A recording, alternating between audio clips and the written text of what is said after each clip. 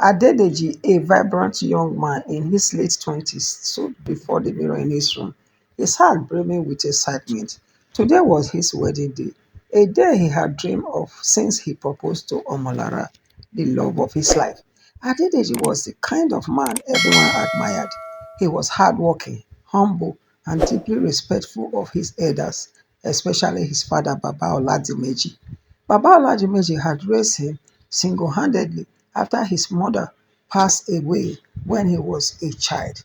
The house buzzed with activity as family members, friends gathered to celebrate the union of two love birds. Omolara, a beautiful and intelligent woman, had stolen Adedeji's heart the moment they met. She was everything he had ever wanted in a wife: kind, understanding, and supportive. The two families were excited about the union as their marriage symbolized the merging of two well-respected lineages in the community. As Adedeji adjusted his agbada, his best friend and best man, Akin, walked into the room. Akin had been with Adedeji through thick and thin. He slapped his friend's shoulder playfully and said, "You look like a king, Deji. Omolora is one lucky woman." Adedeji smiled shyly. "No, Akin, I am the lucky one. Omolara has brought nothing but joy into my life." Outside the compound was a sea of colors. Guests, dressed in vibrant asoebi, danced to the beats of the talking drums. Women bustled about, serving steaming plates of jollof rice and fried meat, while children ran around, their laughter filling the air. Adedeji's father, Baba Oladimeji, stood proudly among the elders, receiving praises for raising such a fine son. He seemed to beam with pride, but beneath his calm exterior, something troubled him. He often glanced at the main road leading to the village as though expecting someone or something to arrive. The traditional rite began with the bride's family presenting Omolara. She looked stunning in her intricately designed iru and buba, her head wrapped in a shimmery gele. As she was escorted to meet Adedeji, whispers of admiration spread through the crowd. She and Adedeji exchanged loving glances, their connection undeniable. Just as the ceremony was reaching its peak, an unfamiliar face appeared at the entrance, a woman slightly older but with a striking resemblance to Baba Olajimeji entered the compound, her face clouded with tension. She walked through to Baba Oladimeji and whispered something into his ear. His face turned pale. Adedeji noticed the sudden change in his father's demeanor. "Akin," he whispered, "why does Baba look so disturbed?" Akin shrugged. "It's probably nothing, Deji. Focus on your bride. This is your day." But Deji couldn't shake off the unease feeling that something was wrong. As the ceremony continued, Baba Oladimeji disappeared with the mysterious woman. Minutes turned into an hour, and he had not returned. Then Omolara's mother approached Adedeji, her face ashen. "Adedeji," she said, her voice trembling, "we need to talk now." Adedeji's heart sank. Something was terribly wrong. Adedeji followed Omolara's mother to a quiet corner of the compound, his chest tightening with worry. He glanced back at the vibrant celebration, where the guests continued to sing and dance, unaware of the storming brewing in the shadows. "Ma, what is going on?" Adedeji asked, his voice laced with urgency. Omolora's mother, Iya Alake, hesitated. She looked around nervously before speaking. "Adedeji, I do not know how to say this, but there is something you must know before this wedding continues." Adedeji's heart pounded. "Please, ma, whatever it is, just say it." Just as Iya opened her mouth to speak, Baba Oladimeji reappeared. his face a mask of worry.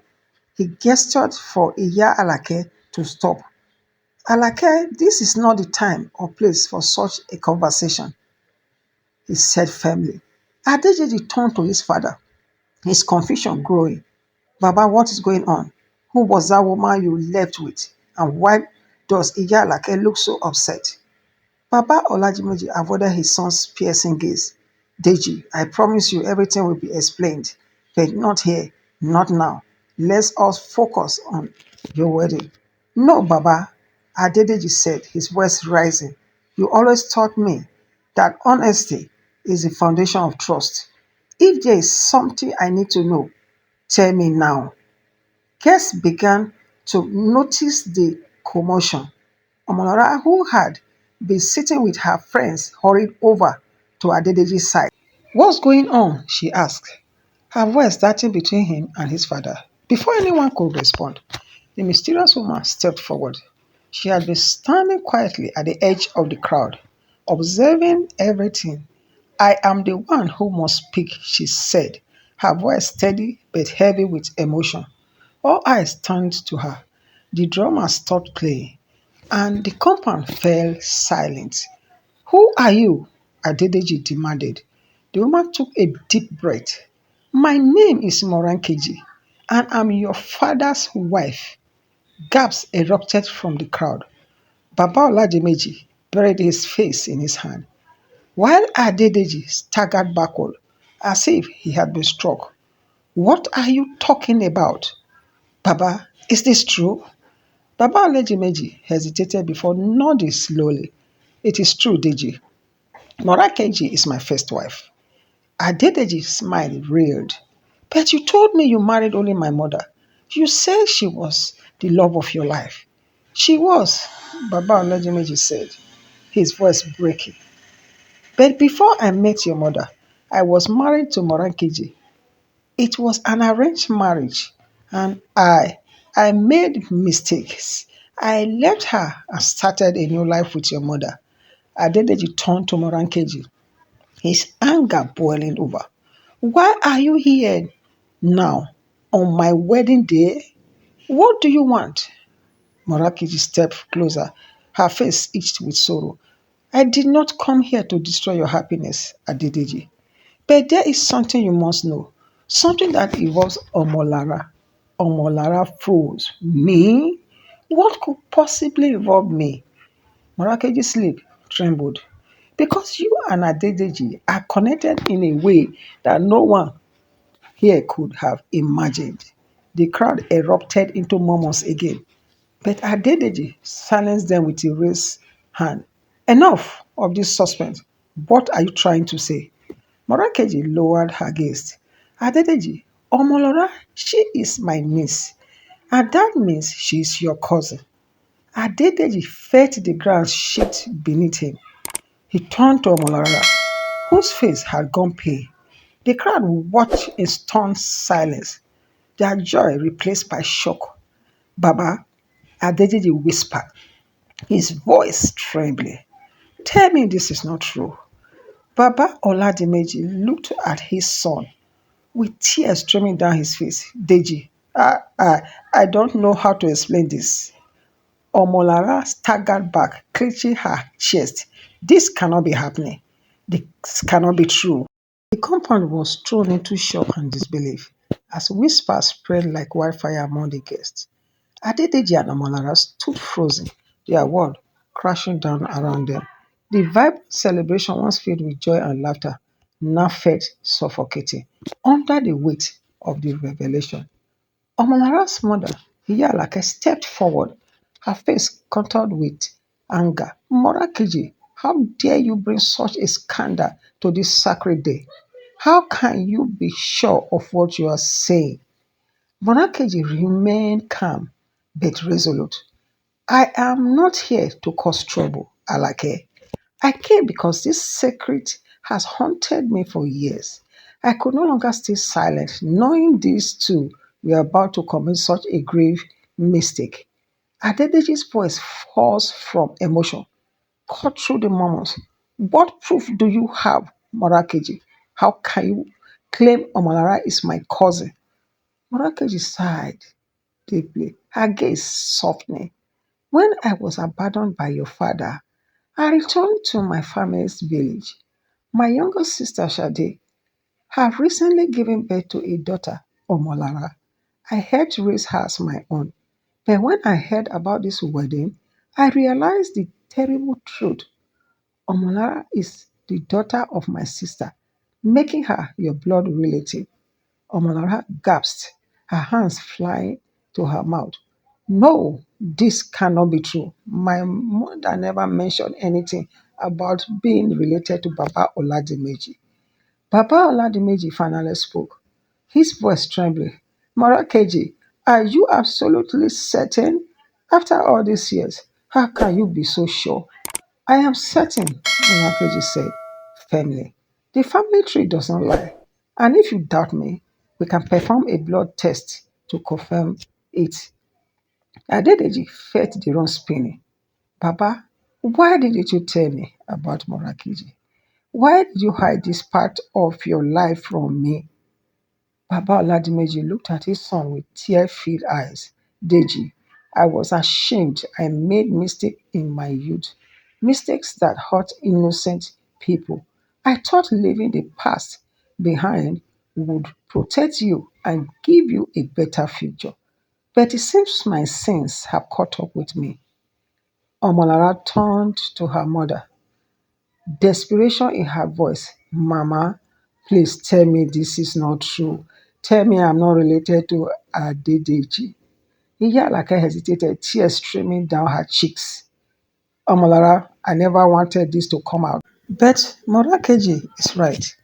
She helped raise you. And if what she says is true, then Omolara broke down, sobbing uncontrollably. Adedeji moved toward her, but she stepped back, shaking her head. Don't touch me, Deji. I can't do this. I can't bear it. The elders in the compound gathered round, discussing the situation in hushed tones. Finally, the eldest among them, Baba Akinwale, raised his hand to silence the crowd. This matter cannot be resolved here, he declared. But one thing is clear, this wedding cannot continue until the truth is confirmed. Adedeji felt his heart shatter.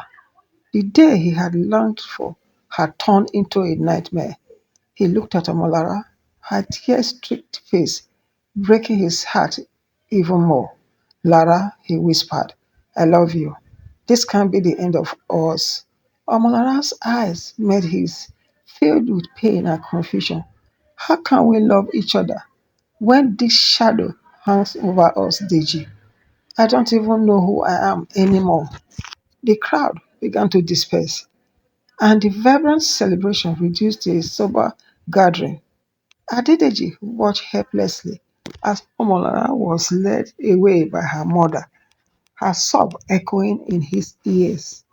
Baba Oladimeji approached his son, his voice barely above a whisper. Deji, I'm sorry. I never wanted this to happen. Adedeji turned to his father, his face hard with anger. Sorry won't fix this, Baba. You've destroyed everything. As the sun set on what was supposed to be the happiest day of his life, Adedeji stood alone in the empty compound, his dreams shattered and his heart heavy with despair. The morning after the disastrous wedding day was quiet and sober. Adedeji sat on the veranda of his home, staring blankly at the horizon. The festive decorations still hung around the compound, mocking him with their cheerfulness. He hadn't slept. How could he, when his entire world had been turned upside down? Baba Oladimeji approached cautiously, holding two cups of tea. He placed one beside Adedeji and sat down. His shoulders slumped under the weight of guilt. Deji, he began softly. I know I have failed you. I hid things I shouldn't have told you long ago, but it wasn't out of malice. I only wanted to protect you. Adedeji didn't look at his father's. Protect me? Baba, you lied to me. You lied about your past. about her family, and now I might have fallen in love with my cousin. The silence between them was heavy. Finally, Baba Oladimeji sighed. We need to confirm the truth, Deji. If Omolara is truly related to you, then we must know for certain. Marakiji's claim cannot be ignored, but it must also be verified. Adedeji nodded slowly. You are right. I need answers. I need to know the truth, no matter how painful it is. Later that day, Adedeji called Omolara. Her voice on the phone was shaky, filled with the remnants of tears. Deji, I don't know if I can face you after yesterday, she said. Lara, listen to me, Adeji said gently. I know this is hard, but we need to find out the truth together. If what Marakeji said is true, we deserve to know. And if it isn't true, we need to clear our names. After some hesitation, Omolara agreed. They decided to meet at a clinic in the neighborhood, far from the prying eyes of the community. Baba Oladimeji, Morakiji, and Omonara's mother, Iyalake, would accompany them to ensure the process was thorough and fair. At the clinic, the tension was palpable. Blood samples were taken from Adedeji, Omolara, and Morakiji. The doctors, a calm and professional man named Dr. Babidile, assured them that the results will be ready in 2 days. As they left the clinic, Morakeji approached Adedeji. I know you are angry with me, but I had to do this, she said. Adedeji's voice was cold. I don't know what your intentions are, but if this turns out to be a lie, you will have destroyed two innocent lives for nothing. Murakiji didn't respond. She simply looked at him with sad eyes, as though carrying a body heavier than she could bear. Back at home, Adeyi tried to distract himself, but his mind kept wandering to Omolara. He missed her warmth, her laughter, the way her eyes lit up when she was happy.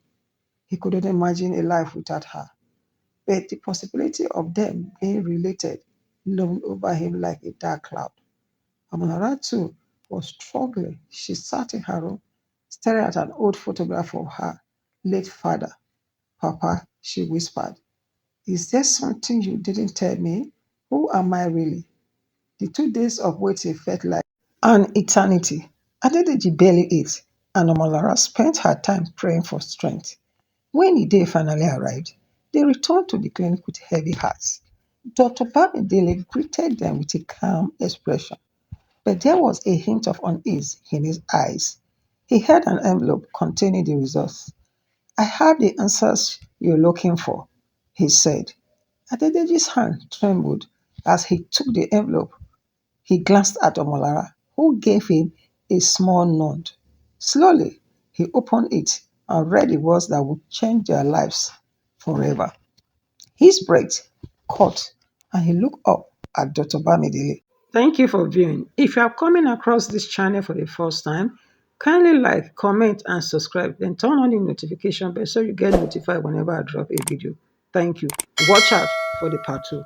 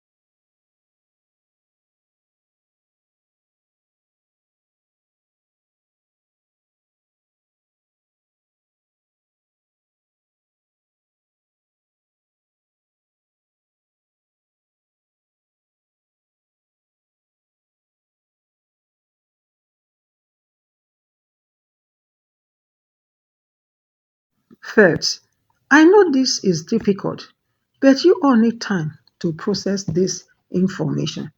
There is nothing more I can do here. Please take care of yourselves. The group left the clinic in a sober procession. As they stepped outside, the sunlight felt harsh and unforgiving, as if the world itself was mocking their pain. Amalara refused to ride in the same car as Adedeji. She clung to her mother, her face buried in Iya Alake's shoulder. Adedeji watched her leave, his heart breaking all over again. Back at home, Adedeji locked himself in his room, surrounded by memories of Omolara, the photographs, the gifts, the little notes they had exchanged. All of it now felt like a cruel reminder of what they had lost. He picked up a picture of them smiling together at a festival and ran his finger over it. Why, Baba? He whispered. Why did you hide this from me? Baba Oladimeji knocked softly on the door before entering.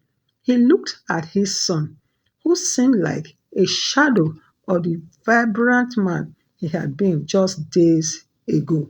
Deji, I know I can never undo the pain I have caused you, but I want you to know that I truly regret my mistakes. Adedeji looked up, his eyes filled with anger and sadness. Regret? Regret won't fix this, Baba. You have stolen everything from me. I loved her. She was my world. And now I can't even look at her without feeling disgusted. Baba Oladimeji blinked at his son's words, but remained silent. What could he say that wouldn't sound hollow? Meanwhile, Omolara was inconsolable. She locked herself in her room, refusing food and comfort. Iyalake sat outside the door, pleading with her to let her in. Omolara, my child, you must eat. You must take care of yourselves. Please, open the door. Inside, Omolara clutched a scarf Adedeji had gifted her, her tears soaking into the fabrics. How could fate be so cruel? She whispered to herself. Why did it bring us together only to tear us apart? Days turned into weeks, and life in the community slowly returned